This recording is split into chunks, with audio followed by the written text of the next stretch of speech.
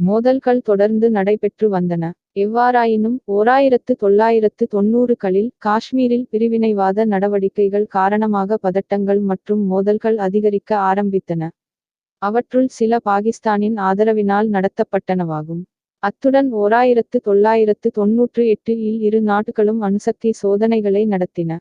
அந்தச் சோதனைகள் போர்க்குணமிக்க சூழலுக்கு அடிகோலியது. நிலைமையை தணிக்கும் முயற்சியை மேற்கொண்டு இரு நாடுகளும் பிப்ரவரி 1999இல் லாகூர் பிரகடனத்தில் கையெழுத்திட்டன. காஷ்மீர் பிரச்சினைக்கு ஒரு அமைதியான மற்றும் இரு தரப்பு நிலையில் அமைந்த வழங்குவதாக உறுதியளித்து ஒத்துக கொண்டன.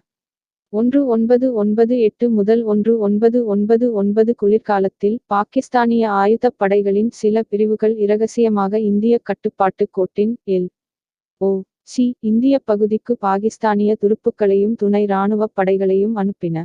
அவற்றுள் சில முஜாஹிதீன்களின் போர்வையில் அனுப்பப்பட்டன. இந்த ஊடுருவல் ஆபரேஷன் பத்ர் என்று அழைக்கப்பட்டது.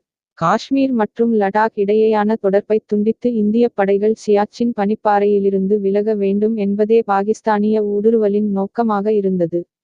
இதனால் பரந்த காஷ்மீர் சர்ச்சைக்கு தீர்வு காண பேச்சுவார்த்தை நடத்தும் சூழலுக்கு இந்தியா உள்ளாகிய.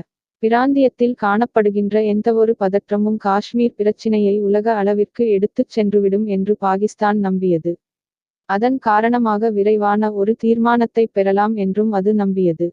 அதன் மற்றொரு முக்கியமான குறிக்கோள் இவ்வகையான நடவடிக்கைகள் மூலமாக இந்தியாவின் காஷ்மீர் மாநிலத்தில் ஒரு தசாப்த கால கிளர்ச்சியை அதிகரிப்பது என்பதே ஆகும்.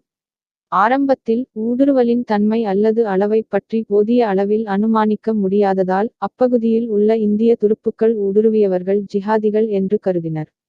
தொடர்ந்து சில நாட்களுக்குள் அவர்களை வெளியேற்றுவதாக அறிவித்தனர். எல்லைக்கட்டுப்பாட்டுக் கோட்டுப் பகுதியை ஒட்டி வேறு இடங்களில் ஊடுருவல் கண்டுபிடிக்கப்பட்டது. அதனைத் தொடர்ந்து ஊடுருவல்காரர்கள் தம் உத்திகளை வேறு வகையில் பயன்படுத்த ஆரம்பித்தனர். இதன் காரணமாக தாக்குதலின் திட்டம் மிகப் பெரிய அளவில் அமையப்போவதை இந்திய இராணுவம் உணர்ந்தது. அப்போது கைப்பற்றப்பட்ட மொத்த பரப்பளவு பொதுவாக 130 சதுர கிலோமீட்டர் 200 சதுர கிலோமீட்டருக்கு இடையே ஆனதாக அமையும்.